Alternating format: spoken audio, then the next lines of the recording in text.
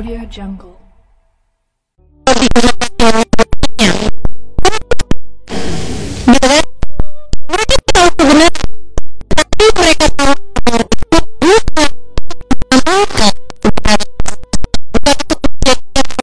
Jalan menuju kepada Allah, tapi buat kebenarannya untuk menjadi kebenaran.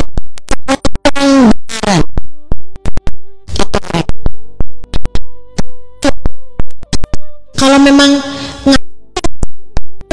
ngasihnya Allah nih teman-teman saya sekalian, saya kasih tahu ini satu rumus ilmu ya. Satu rumus ilmu. Ilmu itu ada namanya ilmu hakikat, ada namanya ilmu syariat. Ada namanya ilmu hakikat, ada namanya ilmu syariat. Saudara sekalian yang saya muliakan, ilmu hakikat adalah ilmu fakta, ilmu kenyataan, ilmu tauhid. Gitu. Ilmu syariat adalah perintah Allah kepada hamba-hambanya. Perintah Allah kepada hamba-hambanya untuk mendekat kepada Allah Subhanahu wa taala tuh caranya kayak begitu. Paham sampai sini? Belum? Oke, saya terangin. Nggak apa-apa kalau ngaji mah nggak usah sok-sokan ya paham. Kalau emang belum paham nggak apa-apa, belum paham. Sehingga sekalian saya muliakan, sekarang nih ya, kalau bicara tentang syariat, kalau bicara tentang hakikat, hakikatnya adalah la mani alima a'taita wala mu'tiya lima mana'ta wala rada lima qadaita wala yanfa'u dzal jaddi minkal jadd. Itu namanya hakikat. Jaga sekalian, la mani lima a'tait, ya Allah, tidak ada yang bisa menghalangi ketika engkau hendak memberi.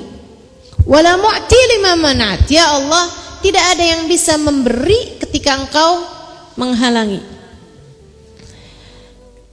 Wala rada lima qadit, tidak ada yang bisa menolak apapun yang telah engkau putuskan. Wala yang fa'dal jaddi minkal jadd, enggak ada kekuatan apapun yang dapat menghalangkan apa yang engkau inginkan ya Allah. Enggak ada kekuatan apapun yang bisa mengalahkan kekuatan Allah Subhanahu wa taala. Ini hakikat, teman-teman saya sekalian. Nih ya, hakikatnya nih, kalau kamu takdirnya itu enggak digigit sama ular, begitu kan? Biar kata ada ular di sekeliling kamu, itu kalau emang takdirnya enggak digigit, ya kamu enggak akan digigit. Kamu akan sehat-sehat aja. Kamu akan enggak ngaruh sama gigitan ular tersebut. Itu hakikat namanya. Gitu ya. Sebab tidak ada yang bisa memberi sehat kecuali Allah, tidak ada yang bisa memberi sakit kecuali Allah. Dan ketika sakit tidak ada yang dapat menyembuhkannya kecuali Allah Subhanahu wa taala. Ini hakikat namanya, teman-teman. Ini hakikat. Paham ya? Ini hakikat. Nah, ada yang namanya ilmu syariat. Ilmu syariat itu adalah ilmu Allah ngasih tahu sama kita nih, gitu kan? Ilmu Allah ngasih tahu sama kita, kamu kalau mau mendekat kepadaku, kata Allah, kamu harus sholat, kamu harus zakat, kamu harus puasa, ya kan begitu? Gitu ya? Kamu kalau mau beribadah kepadaku, carilah keselamatan. Kalau ada ular di sekitar kamu, larilah, bunuhlah kalau bisa. Gitu. Jangan dibiarin sambil mikir, kalau kagak ditakdirin sama Allah kagak bakalan ini. Faham maksud saya ilmu syariat sama hakikat? Faham? Nah, ini orang kafir nih yang suka ngebolak-balikin yang namanya ilmu hakikat diarahkan kepada ilmu syariat. Allah tuh ngasih syariat nih, anfiqu mimma razaqakumullah. Ini bicaranya syariat. Dari hartamu itu keluarkan di jalan Allah. Dari hartamu, harta kamu nih dari Allah. Iya benar. Oke, sekarang keluarkan di jalan Allah. Itu syariat, kamu mesti kerjain gitu sebagai hambanya Allah. Emang dasar orang kafir nyampurin antara hakikat sama syariat. Nah ngapain kita kasih sama orang kafir? Orang kafir itu kalau sama Allah ditakdirkan kenyang ya kenyang. Kalau ditakdirkan sama Allah nggak bakalan kelaparan ya nggak bakalan kelaparan. Mau kita kasih mau nggak kita kasih, itu kan bukan tanggung jawab kita tuh. Mereka makhluknya Allah, itu adalah tanggung jawabnya Allah. Ngapain kita kasih? Itu kan urusan Allah teman-teman. Itu tadi kalau bicara takdirnya sih, kalau nggak ditakdirin sama Allah orang buat mati kelaparan nggak bakal mati kelaparan kan begitu ya. Tapi syariatnya kamu kalau ngelihat orang lapar kasih gitu. Sama halnya dengan dirimu sendiri tuh, nggak ada yang bisa mengenyangkan kecuali Allah, nggak ada yang bisa bikin lapar kecuali Allah. Itu hakikat namanya. Tapi kamu kalau lapar ya makan. Paham? Sama halnya dengan gini loh teman-teman, nggak ada yang bisa ngasih sakit kecuali Allah, nggak ada yang bisa menyembuhkan kecuali Allah. Tapi kalau kamu sakit ya berobat. Itu syariat namanya. Itu syariat namanya. Sebagaimana kalau kamu tahu kamu punya pabrik gula dalam badan kamu, punya diabetes, ya jangan sengaja makan manis-manis. Bismillah, makan mati, nggak makan mati, mendingan makan. Banyak tuh kayak gitu tuh.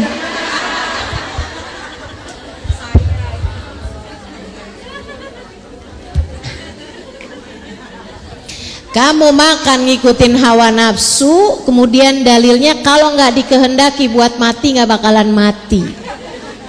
Kayak siapa nih di sini nih? Nggak, maksudnya kayak siapa yang ngomongnya kayak begitu? Orang kafir. Saudaraku sekalian, semuanya ada cara mikirnya masing-masing. Oh ini Allah lagi bicara tentang hakikat. Hakikatnya kayak begitu, tapi Allah ngasih syariatnya, itu kita mesti tempuh syariat. Urusan tentang Allah nantinya itu mau ngasih hakikatnya kayak gimana sama kita, itu biarkan jadi aturan Allah Subhanahu wa taala. Hakikat itu hukum Allah, gitu ya. Syariat itu hukum kita. Kita mendekat kepada Allah lewat jalan syariat. Begitu, bukannya lewat jalan hakikat teman-teman. Namanya juga syariat. Syariat itu jalan kita menuju Allah Subhanahu wa taala, kita laksanakan sesuai dengan apa yang jadi aturan Allah Subhanahu wa taala. Yang gampangnya ceritanya Nabi Musa alaihissalam. Yang gampang nih ikutnya syariat apa ceritanya Nabi Musa alaihissalam. Jadi gini, Nabi Musa tuh satu waktu sakit. Orang-orang pada jengukin, sakit agak berat, orang-orang pada jengukin. Terus orang-orang pada bilang, oh Nabi Musa sakit ini, oh ini Nabi Musa sakit kayak begini nih, obatnya nih daun miana misal ya.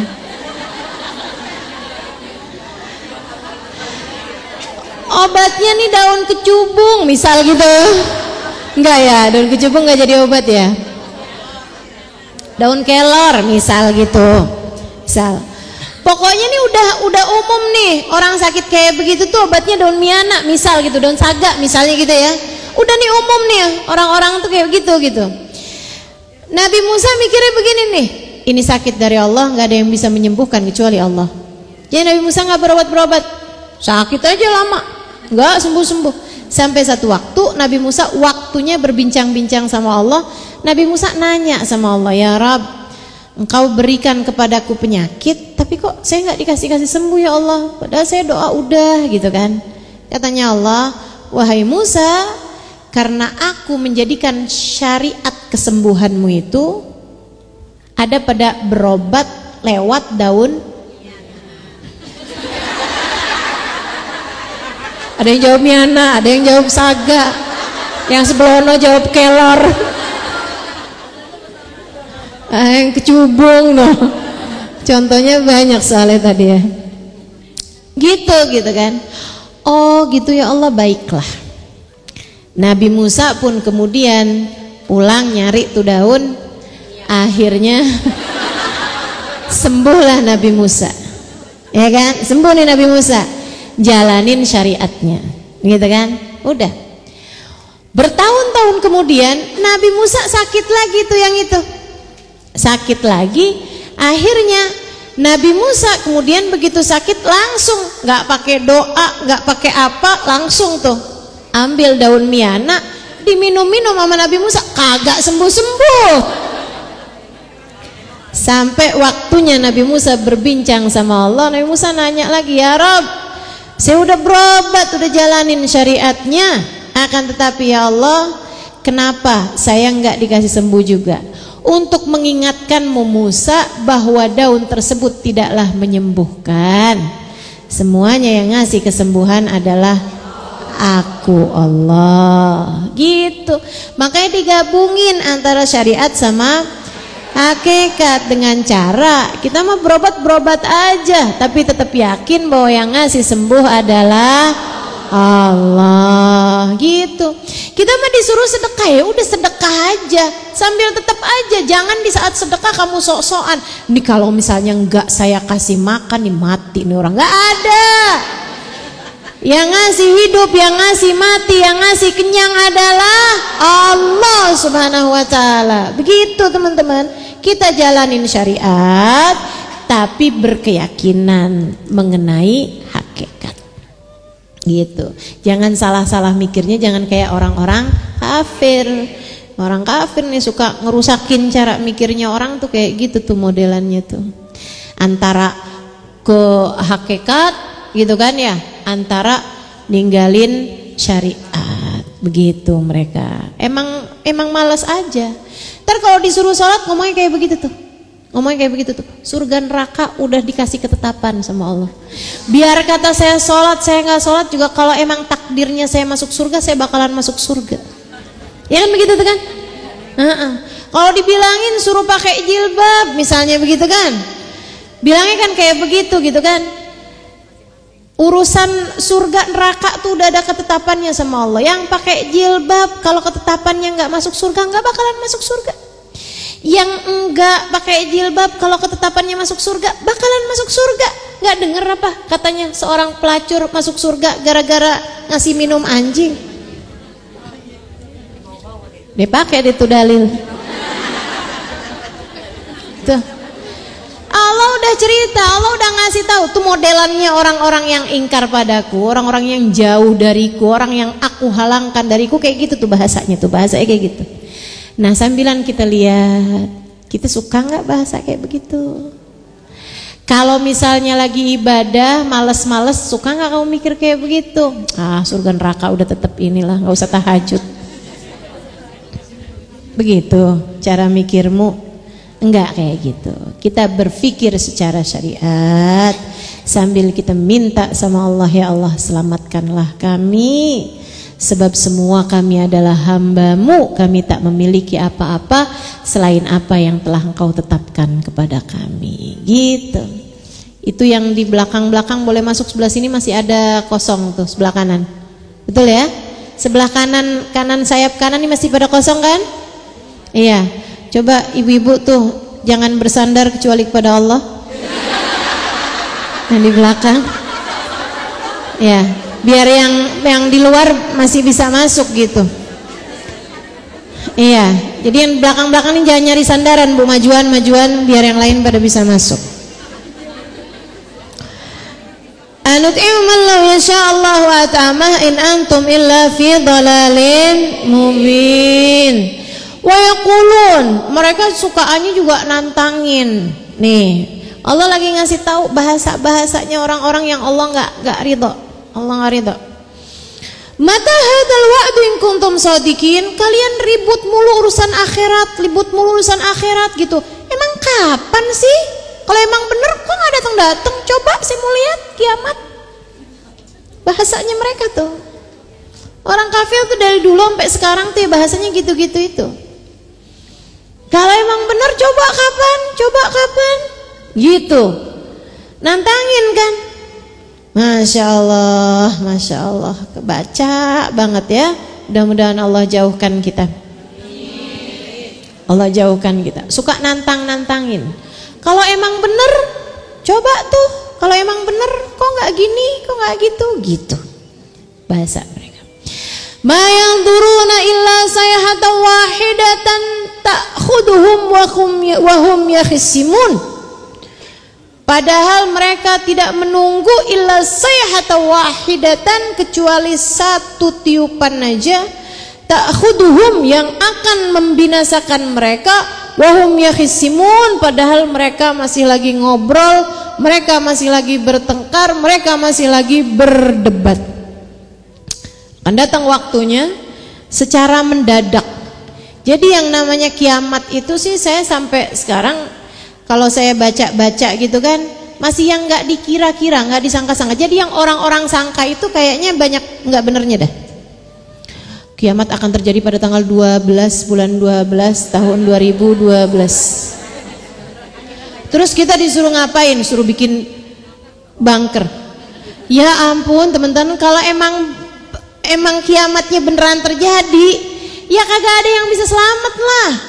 Mau dalam bunker kek, mau dalam tanker kek, mau dalam apa kek gitu, nggak ada yang bisa selamat kalau emang beneran terjadi gitu kan.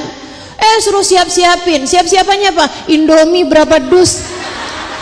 Kalau kiamat kagak sempet bikin Indomie. Agak aja. Masa kamu pikir kiamat akan terselamatkan bagi siapa yang makan Indomie? Gimana ceritanya itu ya? Jadi nggak ada, saudaraku sekalian, bukan itu persiapan kita. Dan kalau Allah sering-sering cerita nih, kata Allah Subhanahu wa taala, ta'khuduhum wa hum yahsimun. Mereka masih lagi berdebat, mereka masih lagi ngobrol, mereka tiba-tiba datang kiamatnya. Artinya kan nggak disangka-sangka kiamatnya. Jadi selagi masih ada orang nyangka, kiamatnya masih belum akan terjadi. Jadi nggak apa-apa deh, sangka aja. Biar kiamatnya nggak datang-datang, biar kiamatnya nggak jadi-jadi. Tapi yang pasti teman-teman, kiamat itu menurut saya sih masih rada lamaan. Yang pasti, tapi menurut saya gitu ya, enggak, saya rasa sih kiamat tuh masih rada lamaan. Soalnya gini loh, ciri-cirinya kiamat itu masjid gede-gede bangunannya, orangnya kosong. Sekarang nih kebek banget.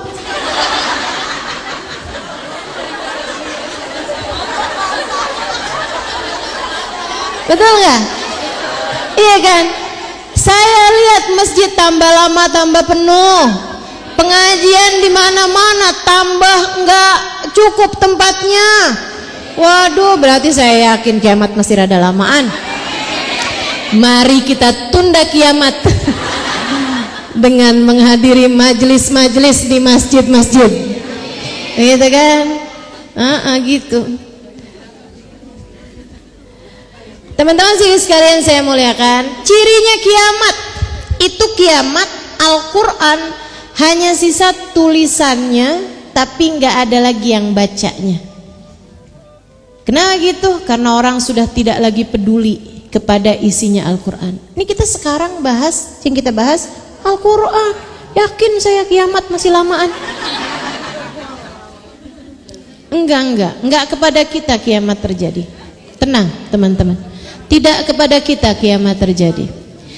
Kiamat akan terjadi kepada generasi Al-Ashrar Ibnul Ashrar.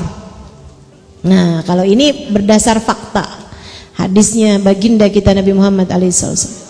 Kiamat itu akan terjadi kepada orang nggak sholat, anaknya orang nggak sholat. Ya, seluruh dunia nih udah nggak ada yang sholat. Itu masih belum terjadi kiamat. Generasi berikutnya baru.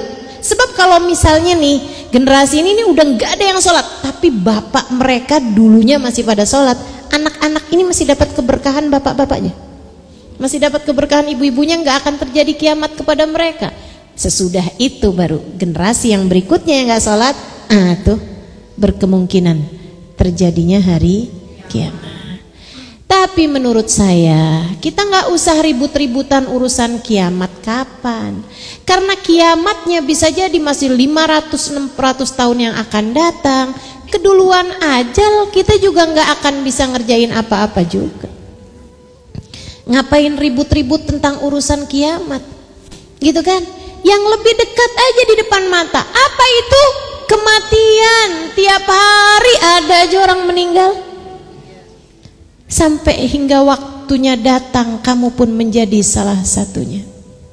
Kita dengar nih, innalillahi wa inna ilaihi rajiun, telah meninggal dunia Ibu Halimah binti Rusman. Bukan saya berarti ya. Hari ini kita dengar ada orang yang namanya mirip sama kita meninggal dunia. Esok atau lusa kita dengan nama kita yang dipanggil di masjid tersebut. Gitu. Kalau kamu melihat hari ini ada orang diantar jenazahnya menuju ke liang lahat, suatu hari nanti kamu yang akan diantar jenazahnya menuju liang lahat. Siapa yang datang ajalnya, qamat kiamat tuh berarti telah datang kiamat baginya. Sebab udah nggak ada kesempatan memperbaiki diri. Gitu. Nggak usah nungguin kiamat mau buat jadi baik, teman-teman. Kita emang mesti baik karena ajal nih akan datang mengikuti kita. Dan ajal tuh teman-teman sekalian nggak bisa dihindari gitu kan. Udah tuh kalau udah catatannya mati teman-teman. Nggak bisa orang maju mundur, nggak bisa. Dimajuin sebentar nggak bisa, dimundurin sebentar juga nggak bisa. Ada orang nih kepengen majuin ajal, dia berusaha untuk, karena dia sesak nafas susah banget, akhirnya dia memutuskan untuk minum baygon. Ternyata begitu dia selesai minum baygon gitu ya, ada yang ngelihat, segera dibawa ke rumah sakit, selamat. Tanya sama dokternya, kamu kenapa? Karena saya sesak nafas terus gitu kan, ada apa gitu di inian saya nih. Terus saya minum baygon dok gitu. Pas diperiksa lagi di paru-parunya, ternyata dia sembuh.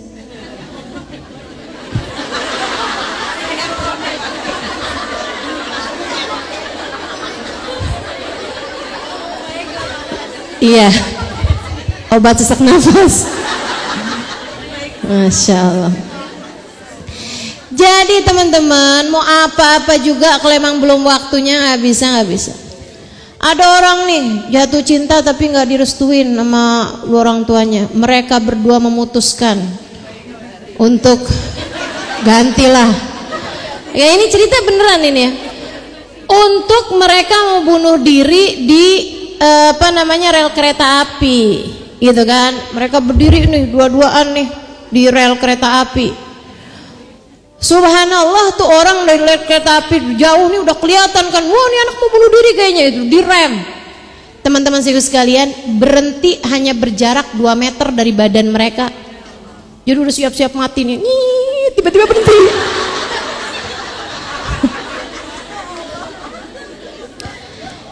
Jadi nggak jadi mati tuh anak berdua, ya Allah, emang ya.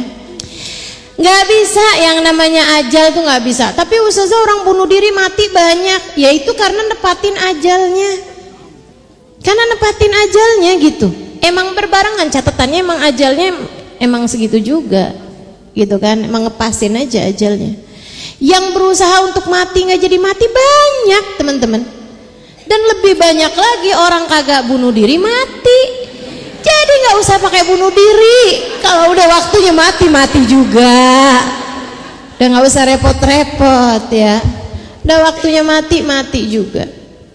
Ikut sekalian. Sama halnya dengan ada tuh orang dilihat malaikat Israel. Zamannya Nabi Allah Sulaiman alaihi salam. Jadi Nabi Sulaiman ini kan lagi di majelis gitu. Ada anak muda diliatin mulu sama orang di pojokan, dia nggak enak banget gitu. Akhirnya dideketin Nabi Sulaiman. Nabi Sulaiman, saya mau nanya dong, kenapa? Itu yang di ujung situ loh, tuh siapa sih liatin saya mulu dah? Kata Nabi Sulaiman, yang mana? Yang itu loh di bawah AC. Enggak ya, zaman itu belum ada AC. Oh yang itu yang pakai baju hitam itu, iya. Kamu lihat? Iya Nabi Sulaiman, saya dilihatin mulu dah sama dia. Saya dilihatin mulu sama dia, saya jadi risih banget. Siapa sih itu? Beneran kamu lihat dia? Emang mestinya saya nggak lihat dia. Kenapa emang? Dia malaikat Israel. Ya Allah, Nabi Sulaiman serem banget tuh saya. Jadi saya dari tadi itu dilihatin sama dia tuh. Nabi Sulaiman tolongin saya please. Gimana? Gimana? Kamu minta saya tolongin apa? Engkau kan punya mukjizat Nabi Sulaiman. Mukjizatmu kan awan bisa diterbangkan angin cepet banget tuh. Ya udah, ayo udah, bawa keluar sama Nabi Sulaiman. Panggilkan awan, dimintakan angin. Kamu mau kemana? Ke India deh. Beneran ke India teman-teman. Ini nas ini ya, saya nggak lagi bawa-bawa India nih dalam hal ini. Akhirnya Nabi Sulaiman beneran, wahai angin, bawalah dia ke India. Nabi Sulaiman tuh tinggalnya di mana coba? Tebet. Nabi Sulaiman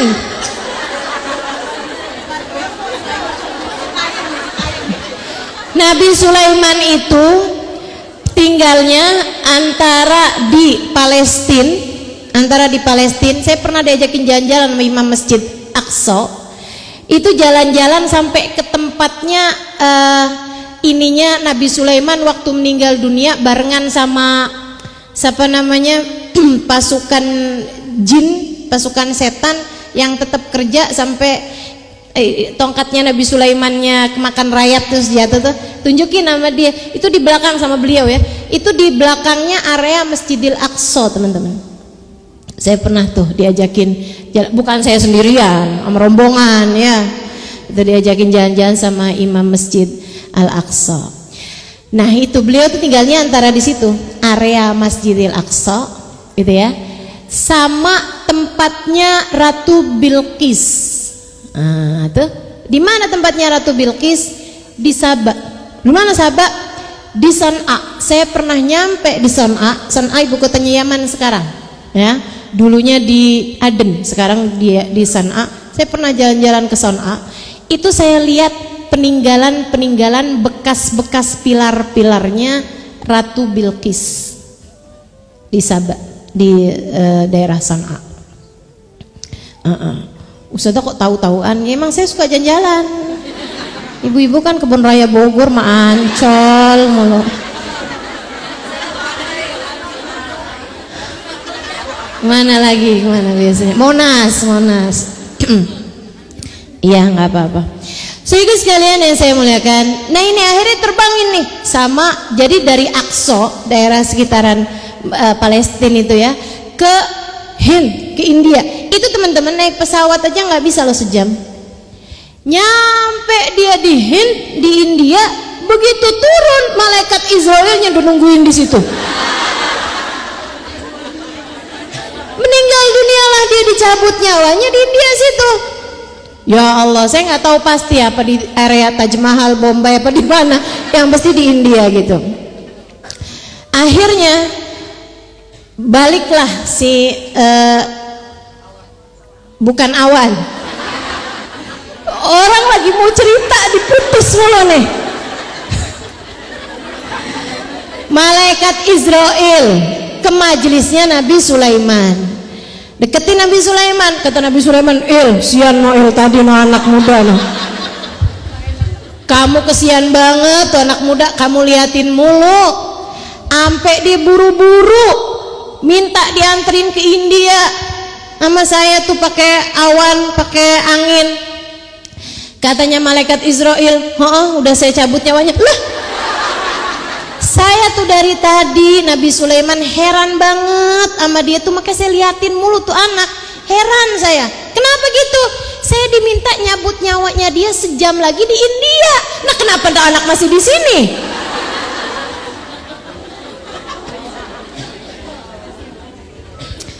Kamu tidak akan menuju kecuali kepada kematianmu sendiri. Kamu tidak akan pernah bisa berlari dari kematian. Qul innal mautal ladzi tafirruna minhu fa innahu mulaqikum. Kata Allah, ketahuilah, katakanlah kepada umatmu ya Nabi Muhammad, sesungguhnya kematian yang kalian lari-lari darinya, menghindar setengah mati dari kematian itu, fa innahu mulaqikum, akan datang tepat pada waktunya di saat dimana kamu tidak akan pernah mampu menghindarinya. Gitu. Jadi bukan karena tabrakan orang mati, tapi karena dia harus mati, dia pun tabrakan. Jelas ya? Bukan karena dia sakit dia mati, tapi karena emang waktunya mati, Allah pun berikan sebab-sebabnya. Sebagaimana terkadang Allah juga kasih tanpa sebab, teman-teman. Banyak juga orang yang mati mendadak. Saya baru tahu ada seorang ibu-ibu cerita sama saya, ya Allah Ustazah, hati saya nih Ustazah, anak saya baru meninggal Ustazah, anak saya baru lulus sekolah pilot. Dia bilang dia lagi seneng-senengnya habis lulus sekolah pilot, jadi bapaknya pilot Garuda, anaknya juga sekolah pilot ceritanya. Udah nih habis selesai lulus sekolah pilot, udah lulusan apa segala macam, dia liburan barengan sama temen-temennya di Jogja. Dia lagi liburan, dapat berapa malam gitu, 2 malam, 3 malam, dia telepon sama mamahnya malam-malam. Sampai sama dia kelihatan seneng banget gitu, sama mamahnya digodain, "Cie, abang nih kok jalan sama temen seneng banget sih bang." Dia bilang gitu, "Seneng kok mah jalan sama temen, sama mamah juga seneng, keluarga juga seneng terus kan mah," gitu. Udah bercanda-bercanda gitu, ini itu apa segala macam, kirim salam ya buat papa, ini itu segala macam. Tutup nih, pagi-pagi dapat kabar meninggal dunia. Sampai nggak percaya gitu, tadi malam dia teleponan sama saya, meninggal dunia, kenapa? Nggak kenapa-napa. Teman-teman sekalian, dia meninggal dunia nggak kenapa-napa.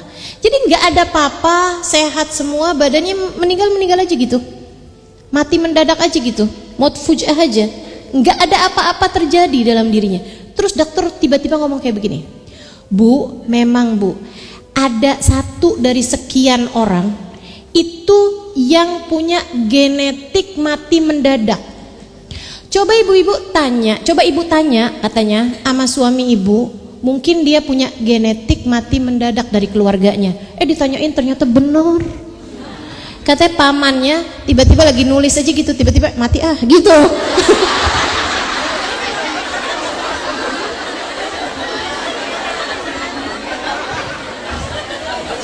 Nah, ditemukan meninggal dunia lagi di depan mesin ketik gitu, meninggal aja gitu, nggak ada sebab apa-apa.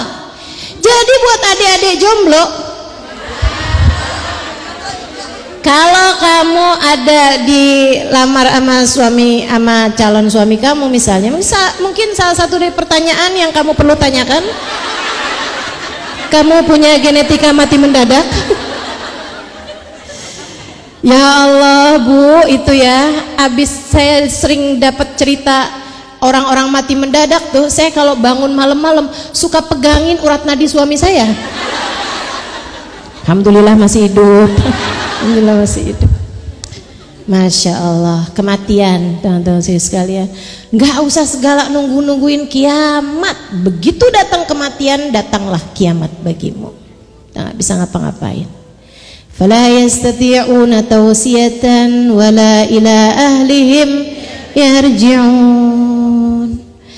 Kalau datang hari kiamat, kamu nggak bisa saling berpesan. La yastati'una tausiyatan, nggak bisa pesan lagi, udah datangnya semuanya. Kalau kematian, kita sebelum datang kematian masih bisa pesan, ya kan ya? "Kak, nanti jangan tengkarin adek ya Kak, nanti mamah pergi, kamu jangan tengkarin adek ya, akur-akuran ya." Tapi kalau kematian yang namanya kiamat, kan barengan semua. Kamu mau pesen sama siapa? "Kak, jangan tengkarin adek ya, kan kita mati barengan Mbak." Yang namanya kiamat, la yastati'una tausiyatan, dah nggak bisa lagi saling berpesan kepada siapapun, wala ila ahlihim yarji'un, dan tidak pula dapat kembali kepada keluarga. Dah nggak ada ininya. Sama halnya sebenarnya dengan kematian juga kan. Kalau udah datang datang kematiannya secara mendadak, kamu bahkan gak sempat berpesan kepada siapapun, dan tidak pula dapat kembali kepada keluarga kita. Gitu. Cuman yang bisa kita usahain adalah apa yang disampaikan sama seorang syair gini nih. Kamu ketika lahir, kamu dalam keadaan menangis. Wanas haulak yadhakuna surura. Sementara orang-orang di sekeliling kamu semuanya tertawa berbahagia. Kalau lagi lahir, kitanya nangis, yang di sekeliling ketawa semuanya senang. Alhamdulillah udah lahir, alhamdulillah udah lahir. Begitu ya? Kecuali mungkin kalau hamilnya di luar nikah ya. Kita nggak lagi ngomong yang begitu dah. Tapi yang secara umum kan orang ketika lahiran kan pada seneng semua. Saudaraku sekalian, maka berusahalah, katanya syair tersebut, agar nanti ketika kamu meninggal dunia, orang-orang di sekelilingmu menangis, sementara kamu meninggal dalam keadaan tertawa bahagia. Gitu. Itu baru orang soleh, orang solehah kayak gitu. Yang di sekelilingnya semuanya nangis. Ya ampun, ampe langit ikutan nangis. Hujan, mendung, gitu ya. Ditarim tuh sampai-sampai jarang-jarang banget hujan ataupun mendung, kecuali disebabkan karena kematian orang. Subhanallah. Kalau udah orang meninggal tuh lama banget mendungnya. Saya heran gitu pertamanya, kenapa ya kayak gini ya? Ternyata teman-teman, ternyata guru saya bilang, ini karena banyaknya malaikat turun dari langit. Sampai-sampai kepak-kepak sayap mereka menghalangi cahaya matahari sampai ke dunia ini. Masya Allah. Kalau orang soleh gitu disambut sama malaikat, langit ikutan nangis, ya kan? Begitu yang meninggal dunia bukan orang soleh, apalagi orang yang dimurka sama Allah yang meninggal. Allah cerita tentang kematiannya Fir'aun, fama bakat alaihis samawat wal ard wa ma kanu mundzirin. Nggak ada yang nangis kata Allah, nggak langit, nggak bumi, kagak ada yang nangis waktu dia mati. Digituin coba sama Allah. Di bener ya? Sedih bener. Allah tuh kadang kalau, bukan kadang sih, Allah tuh dengan bahasanya Al-Quran tuh saya bacanya sampai yang, ya ampun, serem bener gitu. Nama Allah digituin. Nah, Fir'aun, kamu kalau mati, waktu kamu mati fama bakat alihis samawat wal ard wa ma kanu mundzirin. Kagak ada langit nangis kagak ada bumi nangis ente mati. Wa ma kanu mundzirin, kagak ada yang nungguin. Noloh, nangis, bumi kagak nangis, langit kagak nangis.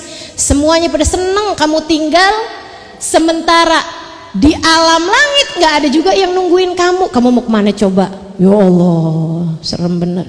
Jangan sampai kita kalau meninggal dunia gituin. Langit nggak nangis, bumi nggak nangis, anak pada seneng, suami tambah girang. Aduh ya Allah, jangan sampai deh, jangan sampai kita meninggal dunia dalam keadaan seperti itu. Wa nufikha fis suri fa idahum minal ajdadi ila rabbihim yansilun. Kiamat, tiupan pertama, nggak ada yang sempat memberikan pesan-pesan, gitu ya. Nggak juga bisa balik pada keluarganya sebab semuanya meninggal dunia. Nah, habis selesai itu, wa nufikha fis sur, ditiupkanlah lagi tiupan yang kedua.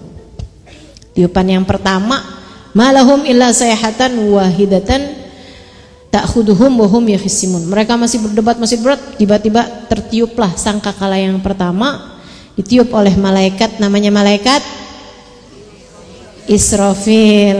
Kadang suka keliru-keliru tuh kan. Malaikat Israfil niupin tiupan sangkakala. Ini teman-teman, malaikat Israfil nih malaikat dengan tugas paling sedikit ya. Niupin sangkakala pertama, meniupin sangkakala kedua. Tapi kabarnya waktu Nabi Muhammad lagi Isra Mi'raj, itu Nabi Muhammad ngelihat Israfil itu udah pegang. Udah terpegang sangkakalanya, tinggal gitu, udah langsung tiup. Gitu kan, udah disuruh sekarang, Phil, langsung tuh. Langsung. Udah deket banget gitu. Tapi kan ya tahunnya malaikat sama kita bisa beda-beda ya. Kalau dibandingin dari zamannya Nabi Musa, Nabi Adam misalnya gitu, zamannya keberadaan bumi, ya sekarang memang bumi udah di masa-masa tua, udah di masa-masa masa akhir, zaman akhir gitu maksudnya, udah di zaman akhir.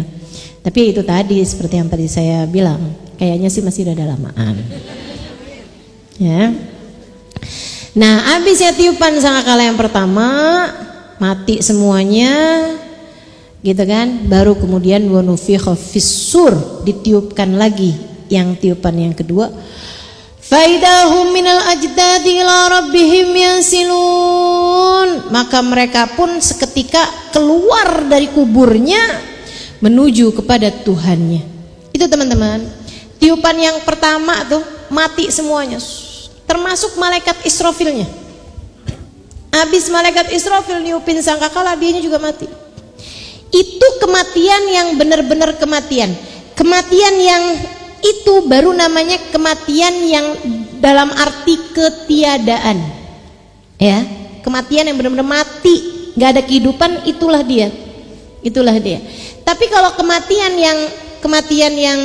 yang banyak sekarang dialami orang itu ya, itu perpindahan ruh dari alam dunia menuju alam barzah. Nggak pernah bener-bener nggak sadar, ruhnya sendiri tuh jalan-jalan, ruhnya keluar dari tubuh gitu, ruhnya jalan, teman-teman saya sekalian, itu ya. Tapi yang itu tuh beneran kematian, adalah di antara tiupan satu kepada tiupan kedua.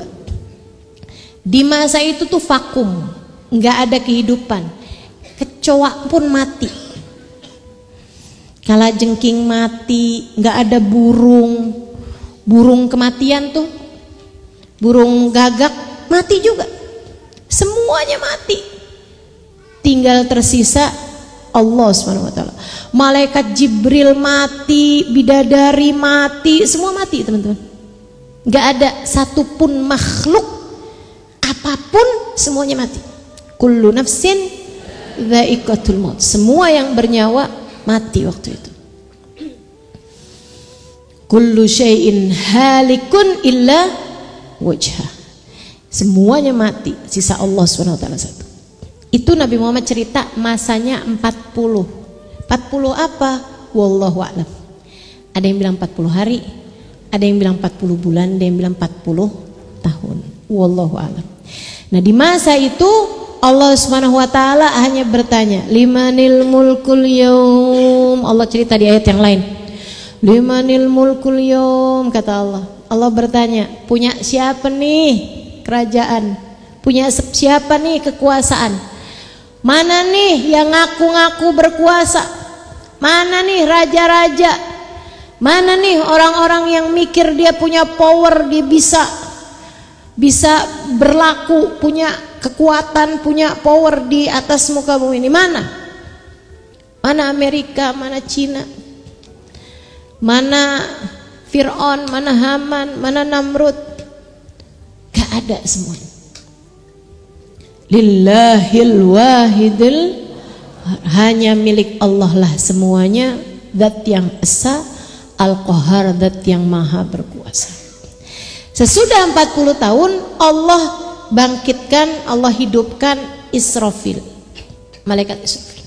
Malaikat Israfil pun meniup sangkakala yang kedua berbarengan dengan tiupan tersebut. Oh ya, selama masa yang tadi tuh, dari tiupan pertama ke tiupan yang kedua, Allah hancurkan semua tubuh manusia.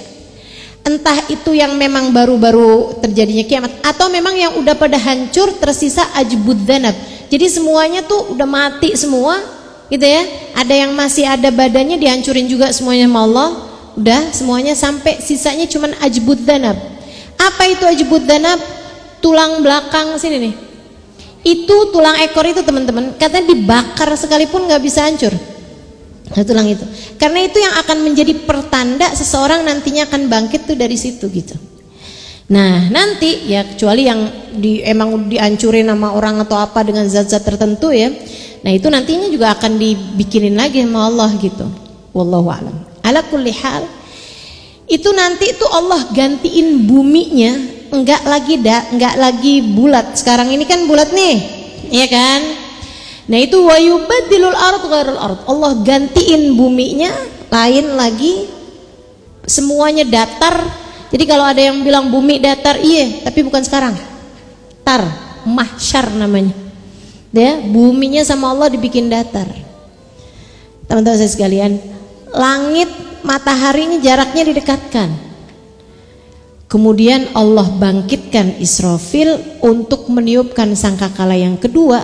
Saat itulah Allah turunkan air dari langit itu. Yushbih mani rijal. Kata Nabi Muhammad, mirip sama, mohon maaf, spermanya kaum laki-laki.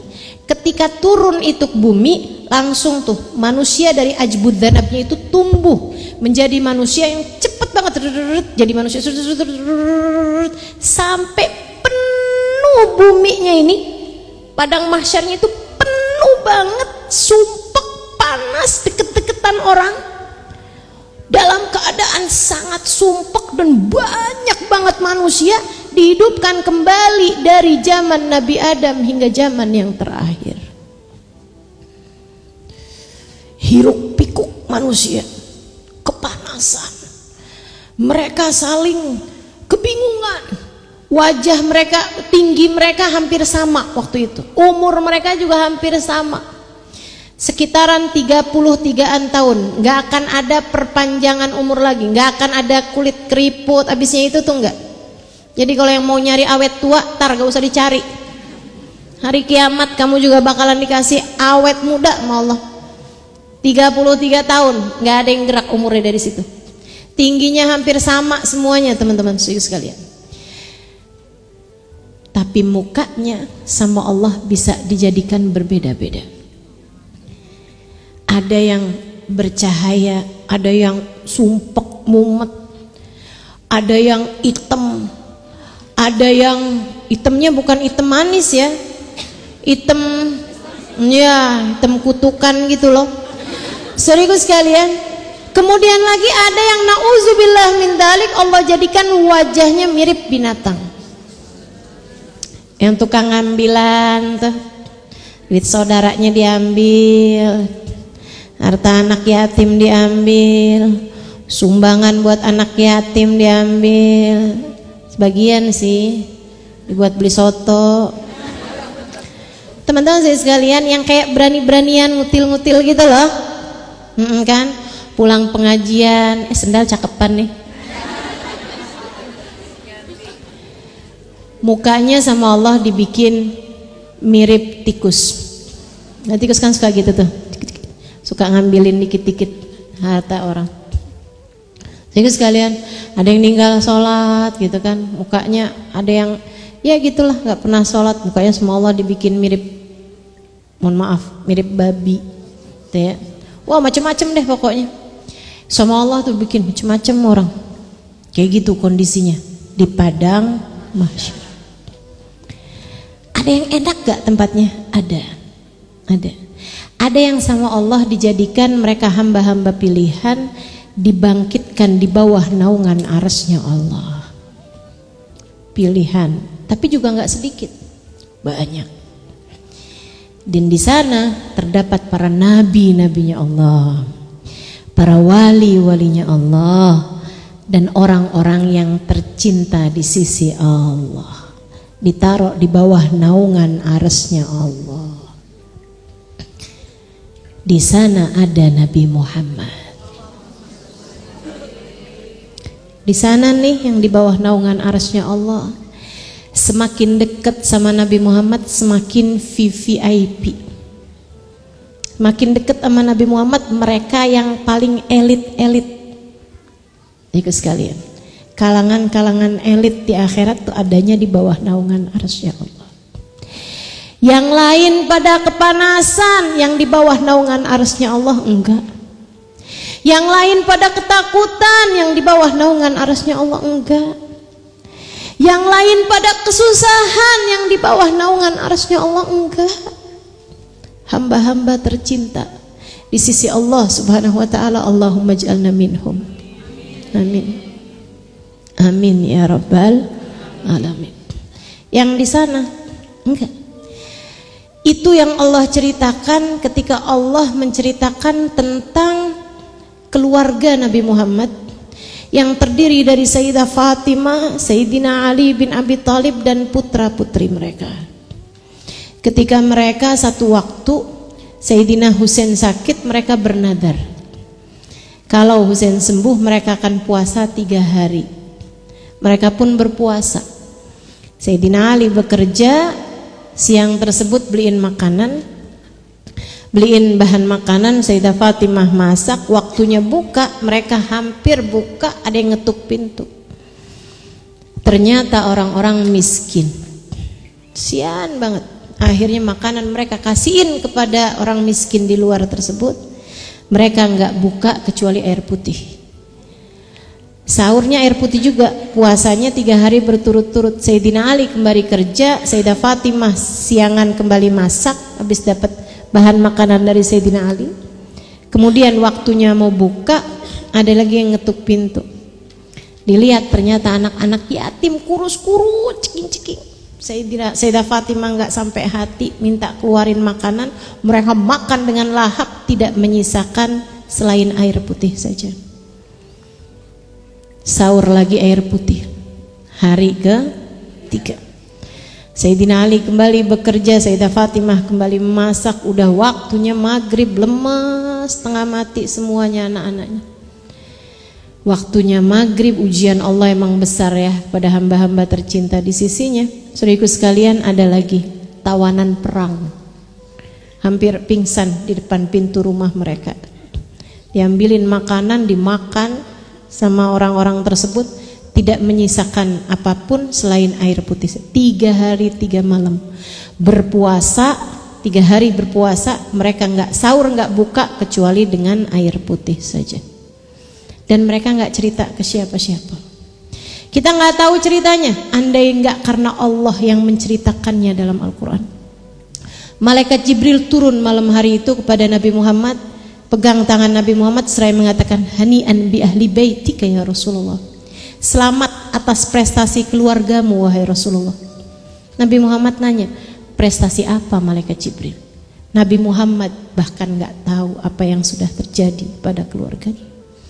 Malaikat Jibril pun bercerita kepada Nabi Muhammad apa yang sudah dilakukan oleh keluarga Nabi besar Muhammad sallallahu alaihi wa ala alihi wa sahbihi wasallam. Saudara sekalian, dengan diiringi ucapan qad a'jaba rabbuhum min fi'latihim wa anzal ilaihimul ayah yutsla ila yaumil qiyamah. Allah kagum terhadap apa yang telah mereka lakukan dan untuk mereka diturunkan ayat Al-Qur'an. Tentang mereka ini Allah cerita, a'udzu billahi minasyaitonir rajim wa yut'imuna at'ama ala hubbihi miskinan wa yatiman wa asira innama nut'imukum liwajhillah la nuridu minkum jazaa'an wala syukura inna nakhafu min rabbina yawman abusan qamtarira waqahumullahu syarra dhalikal yawm walaqahum nadratan wa surur. Ayatnya bunyinya, wa yut'imuna ta'am, mereka bisa memberikan makanan ala hubbi, padahal mereka sangat menginginkan makanan tersebut. Bukan makanan sisa, bukan makanan lebih, bukan, akan tetapi makanan yang sangat mereka inginkan untuk memakannya. Mereka sangat lapar, tapi mereka bisa memberikan makanan tersebut kepada orang lain. Miskinan, orang miskin pada hari pertama. Yatiman, anak-anak yatim pada hari kedua.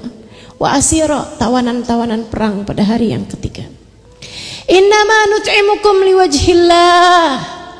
Hati mereka berkata, kami memberi kalian makanan karena kami mengharapkan ridha Allah. La nuridu minkum jazaan wala syukura, nggak diucapin, hati mereka berkata seperti itu.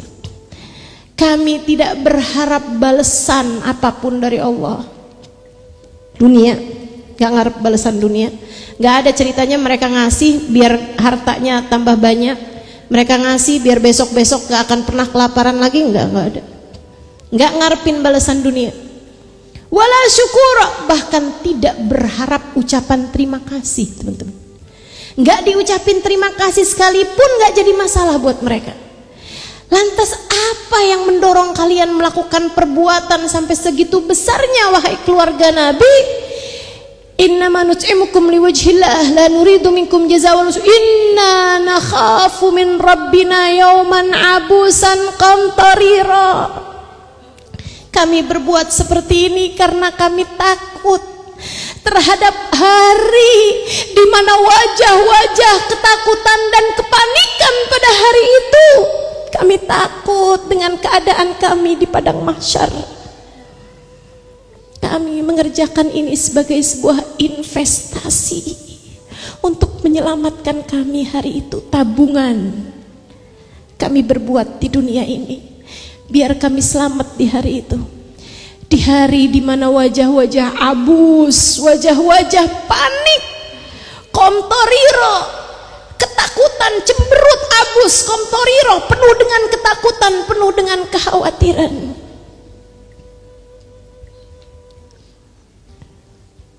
Allah pun menerima mereka, menerima perbuatan mereka, kata Allah. Fawaqahumullahu syarra dzalikal yaum. Dari sejak di dunia ini kami berikan jaminan kepada mereka bahwa mereka akan selamat dari segala keburukan yang terjadi di padang mahsyar.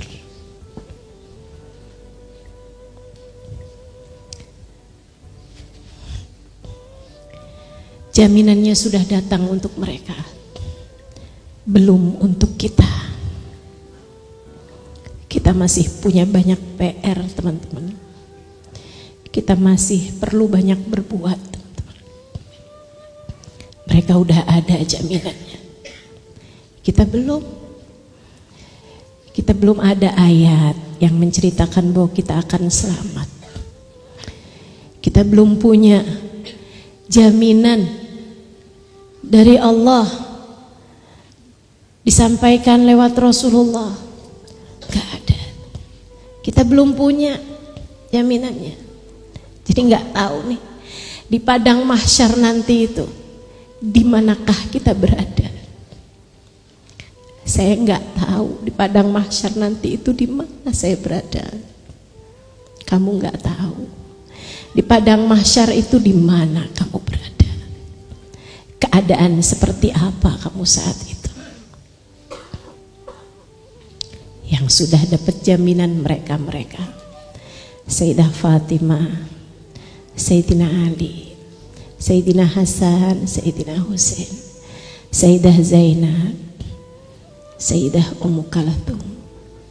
Udah ada jaminannya dari Allah. Fawaqahumullah syarra dzalikal yaum, kata Allah.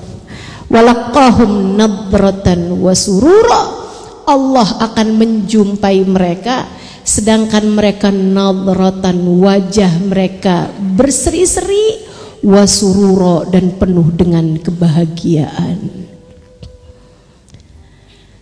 Ada di kelompok teratas dari hamba-hamba terpilih di sisi Allah yang berada di bawah naungan arsy-Nya Allah. Meskipun kita malu untuk memintanya, kita tetap memberanikan diri. Ya Allah, kumpulkan kami bersama mereka hari itu.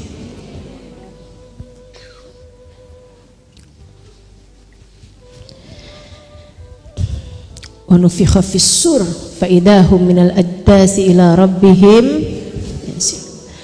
Qalu ya wailana man ba'athana min marqadina. Mereka itu ketika dibangkitkan, mereka berkata, ya wailana man ba'athana min marqadina. Duh, siapa sih nih yang bangkitkan kami dari tidur kami itu?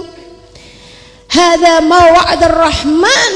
Inilah yang sudah dijanjikan oleh Allah yang Maha Rahman. Wa sadaqal mursalun, dan telah benarlah para rasul. Mereka bilang seperti itu. Siapa sih ini yang bangkitin kita? Kemudian dijawab, inilah apa yang sudah dijanjikan Allah, dan inilah apa yang sudah dijanjikan Allah, dan sungguh telah benar para rasul, para nabi ketika menyampaikan firman-firman Allah. In kanat illa sayhatan wahidatan fa idahum jami'un ladaina muhdharun. Tiupan sangkakala yang kedua ini cuman sekali aja kata Allah. Dia hanyalah satu tiupan. Akan tetapi fa idahum jami'un ladaina muhdharun.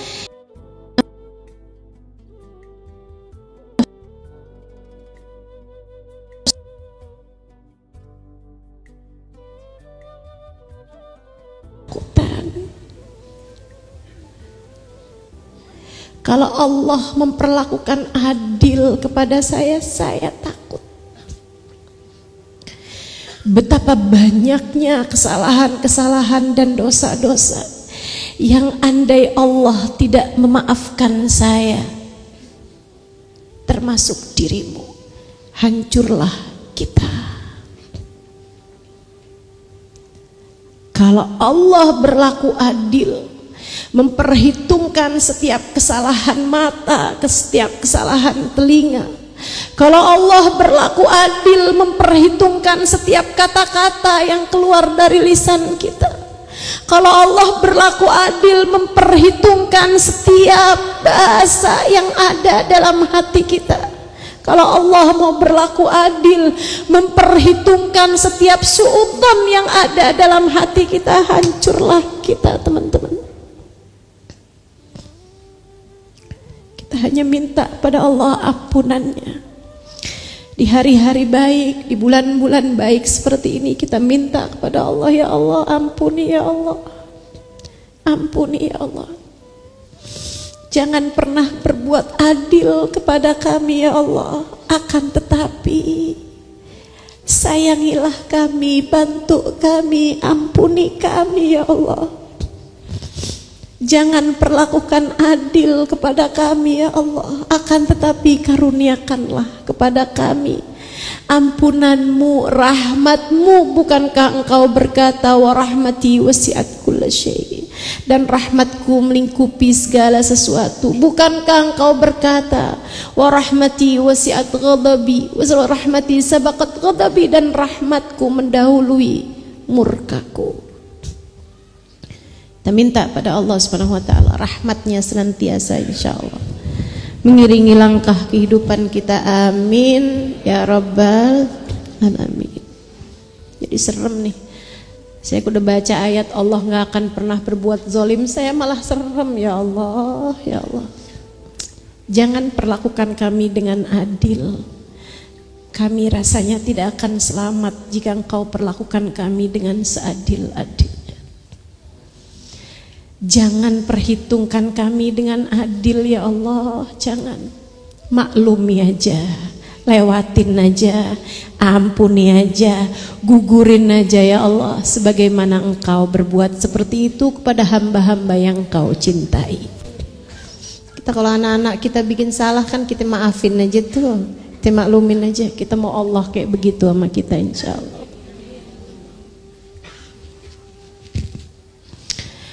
Falyawma la tudlamu nafsun syai'a wa la tujzaun illa ma kuntum ta'malun. Dan tidak akan dibalas kecuali dari apa yang mereka kerjakan. Mudah-mudahan gak mati kita kecuali setelah Allah ampuni semua dosa-dosa kita. Karena kalau kayak gini nih, kalau mati bawa dosa repot urusannya. Sementara kita ini dosanya udah pasti, ampunannya belum tentu. Mudah-mudahan Allah selamatkan kita. Allah kemudian cerita panjang. Maksudnya Allah kemudian cerita melompat kepada keadaan hamba-hambanya sesudah di surga. Inna ashabal jannatil yawma fi syughulin fakihun. Sesungguhnya penghuni surga pada hari itu,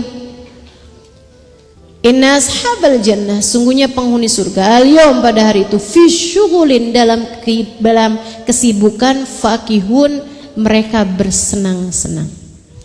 Senang-senang dalam kesibukan, sibuk dalam kesenangan, senang dalam kesibukan.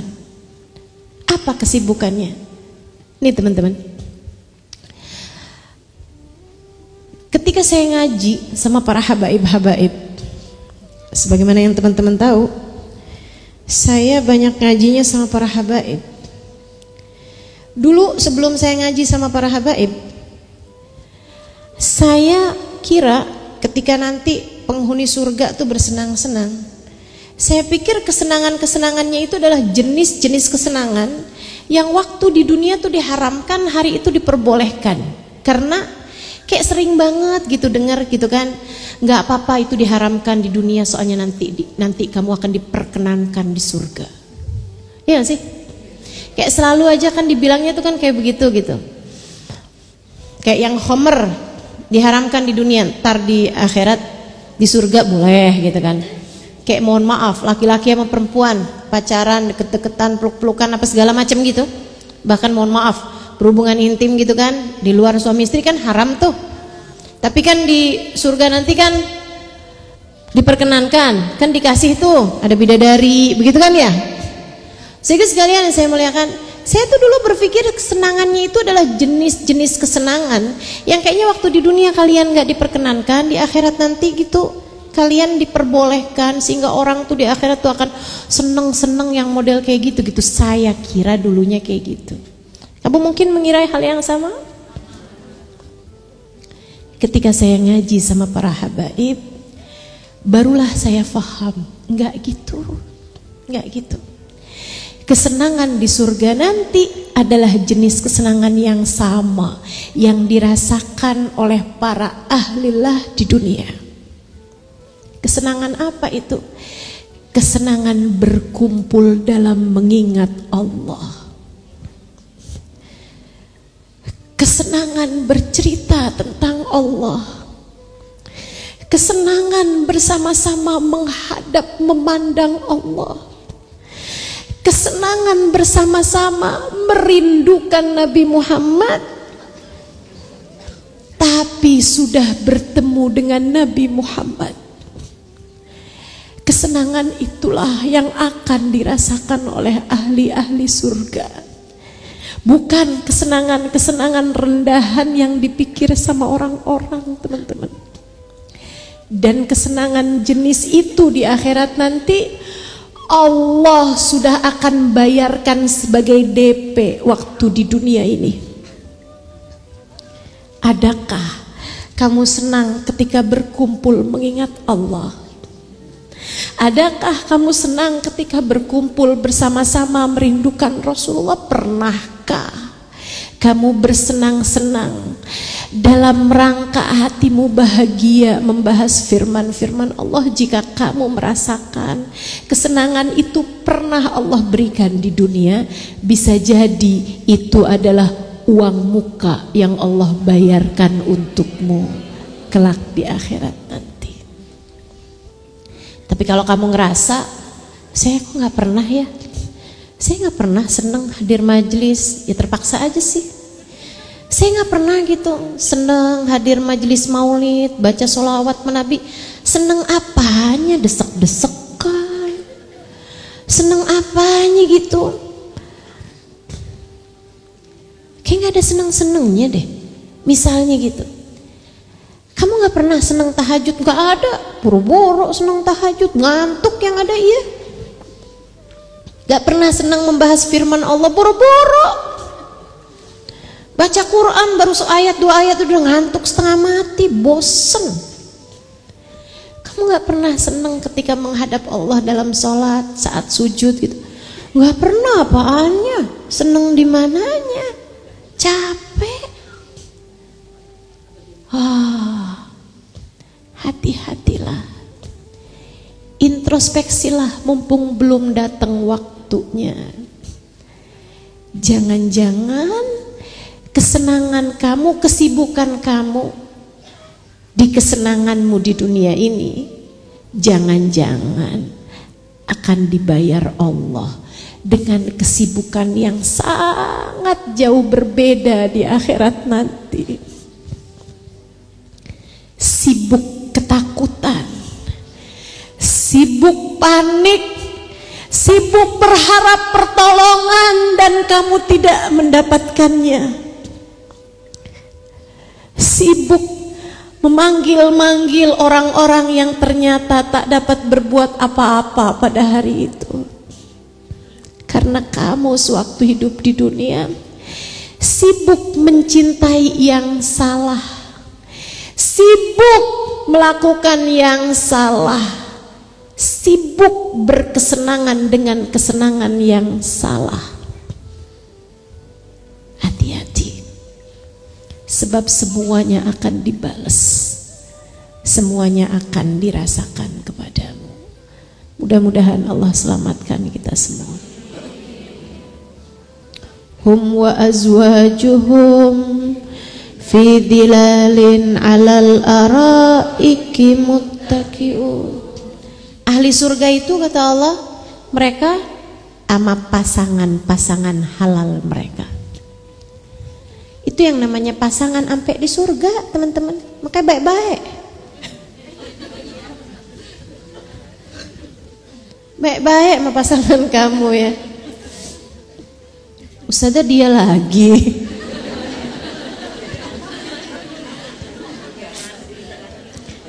Bisa ganti aja gitu Ustazah. Aduh, udah di dunia dibikin sibuk sama dia, sampai akhirat nih Ustazah.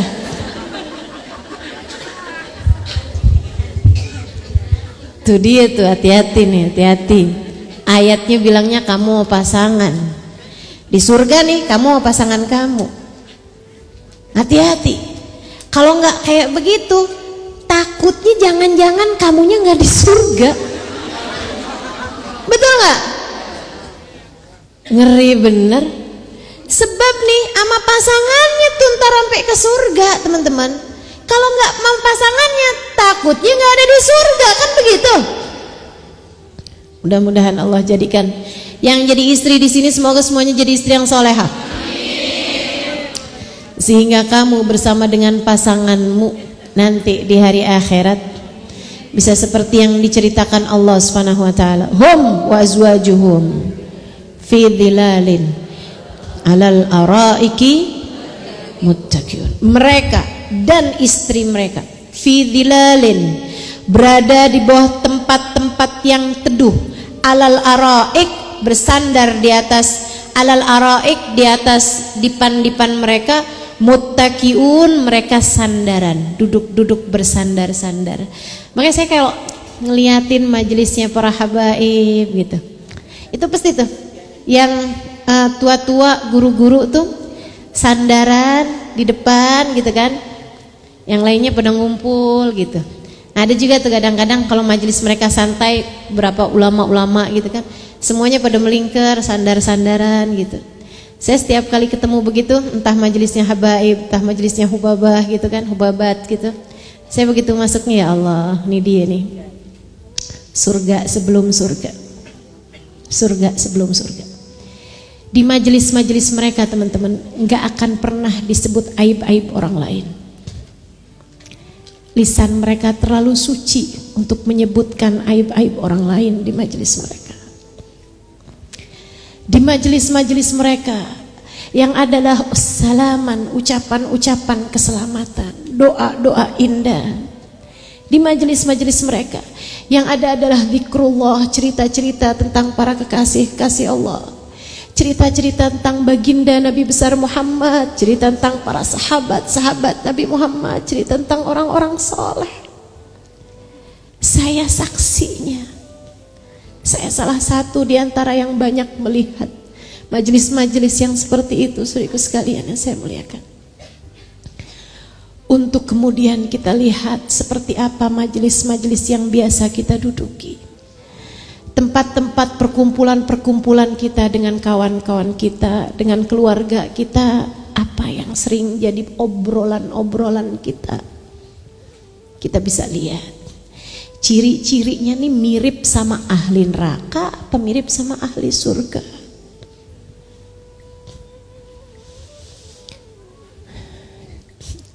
Kalau ahli neraka, naudzubillah, naudzubillah, makan dari daging busuk, makan makan dari daging busuk di akhirat. Setiap kali makan mereka muntahkan lagi, lapar makan muntahkan lagi. Dari buah-buah berduri-duri makan keluar darah-darahnya, tumpah lagi, muntah lagi, makan lagi, keluar darah-darahnya, terus begitu. Sehingga sekalian, mirip sama pekerjaan mereka waktu di dunia. Bukankah Allah bilang, "Fala yaghtab ba'dukum ba'dha, ayuhibbu ahadukum an ya'kula lahma akhihi maitan fakarihtumu." Janganlah kalian membicarakan aib orang lain itu sama kayak kalian makan bangkai daging saudara kalian sendiri. Mana yang lebih sering ada dalam perkumpulan-perkumpulanmu? Membicarakan aib temanmu atau kamu menceritakan tentang Allah, menceritakan tentang Rasulullah, menceritakan tentang ayat Al-Quran, menceritakan tentang hal-hal yang membahagiakan? Ada begitu banyak yang bisa kita sampaikan selain daripada membicarakan aib-aib orang. Lihatin dirimu itu miripnya sama siapa? Karena kamu akan menjadikan salah satu, kamu akan dijadikan salah satu di antara mereka. Hum wa azwajuhum fi dilalin alal araiki lahum fiha fakihatun walahum ma yad'un. Saat mereka lagi kumpul-kumpul tuh, buah-buahan diedarkan. Ada buah-buahan nih buat mereka. Buah-buahannya diambil nih, dimakan, enak. Diambil lagi, makan lagi yang lain, lebih enak lagi, padahal sama. Ambil lagi yang ketiga, lebih enak lagi dari yang pertama. Karena sifatnya kesenangan surga selalu naik terus kayak begitu. Walahum ma yad'un, dan apapun aja yang mereka inginkan. Saya suka dengar keterangan nih, misalnya gitu ya, ngelihat burung, kebayang burung panggang enak nih, tuh langsung ada burung panggang di hadapannya. Apapun yang terbersit terbayangkan langsung ada di hadapan. Itu surga.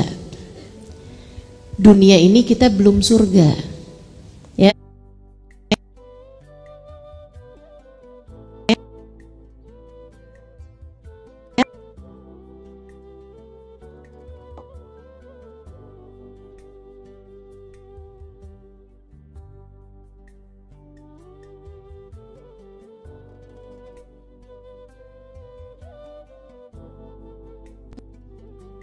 Kebaikan dan Allah ampuni dosa-dosa kita, insya. Salamun qawlan min rabbir rahim. Kepada mereka dikatakan salam, selamat, salam semuanya. Itu adalah ucapan selamat dari Allah min rabbir rahim, yang maha rahim. Wamtazul yawma ayyuhal mujrimun. Dan dikatakan kepada orang-orang kafir, berpisahlah kalian dari orang-orang mukmin, wahai hamba-hamba yang berdosa. Ini kita nih, sekarang nih lagi kumpul nih. Ini nggak kelihatan siapa yang pendosa banyak, siapa yang taat. Nyaru semuanya teman-teman. Makanya kenapa saya kalau majelis suka rame gitu kan. Saya senang majelis-majelis yang rame gitu, kenapa? Nyaru. Pendosa nggak kelihatan, semuanya kan kayak baik-baik semua, betul? Alhamdulillah. Mudah-mudahan bersama dengan kelompok yang baik, yang belum baik jadi baik juga. Yang dosanya banyakan bisa jadi berkurang dosa-dosanya sampai kemudian jadi tanpa dosa, insya Allah. Saudaraku sekalian saya muliakan, di akhirat nanti dipisah. Ada keluarga, ada yang baik, ada yang nggak baik. Di dunia masih dipersatukan, di akhirat wamtazul yawma ayyuhal mujrimun. Ayo para pendosanya sono. Ini hanya untuk hamba-hambaku yang taat. Dari mulai di mahsyar, pendosa tempatnya barengan sama pendosa. Para kalangan elit-elit di sisi Allah, VIP di sisi Allah, mereka di bawah naungan arasy Allah. Langsung kepisah. Suami istri, ya kan, antara Asiyah di bawah naungan aras sama Fir'aun dipisahin teman-teman, dipisahin, semuanya dipisahin gitu. Saudara sama saudaranya, bahkan orang tua sama anaknya, kalau nggak sama amalannya dipisahin. Kakak sama adiknya dipisahin. Kata Hubabah tuh, yang paling sedih nih Halimah, yang paling sedih kata Hubabah, maaf ya, ada yang majikannya itu ditaruh di kelas-kelas yang bawah, atau bahkan majikannya ada di dalam neraka, sementara ART-nya, pembantunya ada di surga. Sedih bener gitu. Ya Allah, ya Allah. Mudah-mudahan Allah kasihani kita. Wamtazul yawm ayyuhal mujrimun. Alam a'had ilaikum ya bani Adam alla ta'budu syaitan wallahu a'lam bissawab. Teman-teman, bicara tentang akhirat dengan segala ketetapan-ketetapan Allah di sana. Kita selagi masih hidup di dunia nih, kita masih dikasih kesempatan sama Allah untuk berbenah, untuk memperbaiki nasib. Salah satu dari perbaikan nasib yang paling besar terjadi di malam nisfu Sya'ban. Nanti nih Allah bilang dalam Al-Quran, a'udzubillahi minasyaitonirrajim, yamhullahu ma yasha'u wa yuthbit wa indahu ummul kitab. Ada yang catatan nasibnya nih dihapus-hapus sama Allah, ada juga yang ditetap-tetapkan sama Allah, kita nggak tahu. Ada yang nasib jeleknya dihapusin diganti yang bagus-bagus, ada yang nasib bagusnya dihapus-hapusin diganti yang jelek-jelek. Nabi ketika cerita tentang ayat ini kan ayat nih, yamhullahu ma yasha wa yuthbit wa indahu ummul kitab. Allah yang punya lauhil mahfud, Allah yang punya buku nasib manusia. Itu akan ada waktunya Allah tuh ngapus-ngapusin, ada juga yang netep-netepin gitu. Nabi cerita, dzaka lailatun nisf min Sya'ban, itu terjadi pada malam nisfu Sya'ban. Berapa hari lagi nih bisa kita hitung jari? 7 malam 8. Itu kesempatan emas buat kita teman-teman, jangan sampai kita lewatkan. Jangan sampai kita lewatkan. Allah banyak merubah nasib-nasib hamba-hambanya malam tersebut. Jangan sampai kita lewatkan. Apa yang bisa kita lakukan? 3 hal. Pertama, banyakin istighfar. Malam nisfu Sya'ban. Sudah istighfarnya dari siangnya ya, kalau siangnya namanya bukan malam.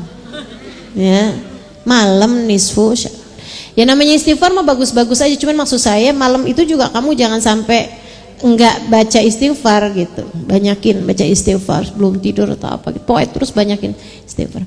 Yang kedua, banyakin sedekah. Usahakan malam itu ada sedekah yang kita keluarkan.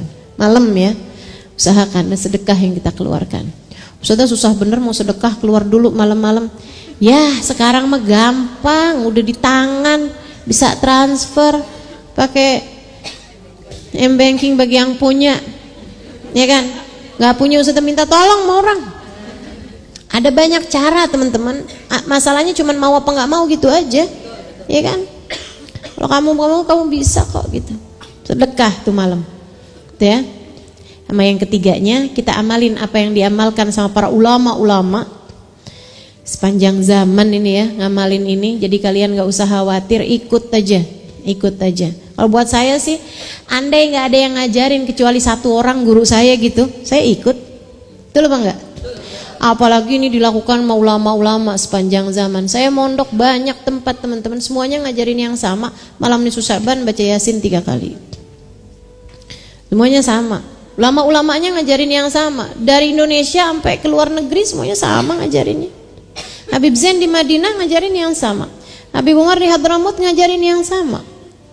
Jadi saya ikut aja lah apa yang sudah diajarkan sama para kekasih-kasih Allah ini, para ulama-ulama Allah ini. Sehingga sekalian yang saya muliakan, ngajarin kepada kita baca Yasin 3 kali dengan niatan yang berbeda-beda setiap Yasinnya. Bacanya habis maghrib atau habis isya, pokoknya malam lah ya. Malam kan hitungannya dari masuk maghrib tuh. Salat maghrib, kemudian baca Yasin 3 kali. Yasin yang pertama niat, semoga dikasih umur yang berkah, umur yang penuh dengan ketaatan, umur yang jauh dari dosa-dosa, tambah hari tambah soleha, kan itu harapannya. Kemudian yang kedua minta rizki zahir batin teman-teman. Rizki zahir minta yang halalan, thayyiban, mubarakan. Rizki zahir tuh rizki yang bisa dibeli pakai duit, dah gampangannya gitu. Rizki zahir tuh rizki yang bisa dibeli pakai duit, makanan, tempat tinggal, pakaian, ya kan? Itu namanya rizki yang zahir. Kita minta rizki zahir yang halalan, thayyiban, mubarakan. Halal bendanya, ininya, komposisinya, kemudian thayyib kita dapatnya dari cara yang halal, mubarakan yang berkah, yang bawa kebaikan buat kita gitu. Kemudian selain daripada minta rizki zahir, kita juga minta rizki batin. Apa tuh rizki batin? Nih rasa-rasa yang ada di hati, namanya rizki. Punya guru yang dapat membimbing, nih namanya rizki batin. Punya keluarga yang sayang, ya kan? Punya orang-orang di sekeliling, sahabat yang bisa mengajak kita kepada kebaikan. Itu kan nggak bisa dibeli, teman-teman. Betul nggak? Nggak bisa kita pergi ke toko gitu, kemudian bilang, cari apa nih di apotek? Cari obat ngilangin ria, ada? Obat ngilangin hasut boleh? Duh, kalau ada. Ini apa namanya? Suplemen kesabaran. Pil ketawaduan ada? Sirup qanaah? Gak ada, teman-teman, gitu ya. Formula akhlak mulia gak ada tuh semuanya tuh. Kalau ada, saya duluan yang beli dah kayaknya. Masya Allah. Ilmu yang manfaat ada dijual di toko? Gak ada. Ini nih yang barang-barang yang gak dijual di toko nih, benda-benda, perkara-perkara, hal-hal yang gak dijual di toko nih, teman-teman. Namanya rizki-rizki batin. Jadi sekalian saya muliakan, ini yang kita minta pada Allah Subhanahu wa ta'ala. Dengan uangmu kamu bisa beli obat, tapi nggak bisa beli kesehatan. Dengan uangmu kamu bisa bangun rumah, tapi nggak bisa bangun kebahagiaan. Dengan uangmu kamu bisa beli kasur, tapi nggak bisa beli tidur, gitu ya. Yang nggak bisa kebeli pakai duit itu namanya rizki batin. Harus lebih banyak kamu minta pada Allah Subhanahu wa ta'ala. Kemudian yang ketiganya, kita minta nih yang paling penting, kita minta husnul, biar di akhirat disenengin sama Allah Subhanahu wa ta'ala, diselamatin sama Allah Subhanahu wa ta'ala, dibahagiain sama Allah Subhanahu wa ta'ala, dikumpulin dengan orang-orang saleh insyaallah, dikumpulkan dengan manusia paling saleh insyaallah. Baginda kita Nabi besar Muhammad sallallahu alaihi wa ala alihi wa sahbihi wasallam. Yang mau ikutan sama saya barengan nisfu Sya'bannya juga boleh. Di mana Ustazah? Di rumah masing-masing. Karena saya akan bikinnya online. Bagus kan? Jadinya bisa bacanya di rumah masing-masing. Teman-teman tenang aja, kalau kita bacanya bareng-bareng, Allah ngelihatnya satu kesatuan. Allah ngelihatnya lagi barengan juga. Karena kebersamaan itu bukan tentang ruang, akan tetapi tentang hati. Ada banyak kok orang-orang yang suka cerita nih sama saya nih, begitu kan? Ustazah, saya adalah murid Ustazah. Katanya ngaku-ngaku, saya nggak punya murid. Karena saya suka ngikutin Ustazah di YouTube, saya suka ngikutin Ustazah di Instagram, gitu kan? Berasanya kayak udah deket, begitu kan ya? Sampai ada yang ngimpi, nggak tahu tuh siapa yang dingimpiin. Orang nggak pernah ketemu. Baik, saudaraku sekalian yang saya muliakan. Nah, insya Allah kita mau kerjainnya bareng-bareng tuh ya. Jam sekitar ya 6:30 lebih dikit lah gitu kan. Karena sekarang azannya kan udah deket 6:30 ya. Saat maghrib dulu masing-masing di rumah. Kalau maghribnya nggak jamaahan, nggak. Maksudnya nggak jamaahan sama saya, silakan jamaahan sama yang di rumahnya masing-masing. Nah nanti bacaannya aja yang kita baca barengan, Yasinnya 3 kali. Ini kan apalagi sekarang nih kita udah bahas Yasin nih, jadi kan kita udah banyak tahu tuh maknanya.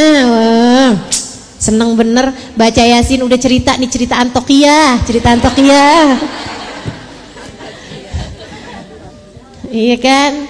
Gitu, dah alhamdulillah Sodik Masduk ya kan, Syamun tuh masih inget apa enggak tuh? Ya Allah, insyaallah ya, mudah-mudahan dapat kita amalkan sambil kita menanti-nanti kedatangan bulan suci Ramadan. Mudah-mudahan Allah bimbing kita semua insyaallah. Mudah-mudahan dapat mengamalkan ilmu pada hari ini, mudah-mudahan dijadikan ilmu yang manfaat. Ala hadhihi niyah bi kulli niyatin salihah ila hadratin nabi. Al-Fatihah.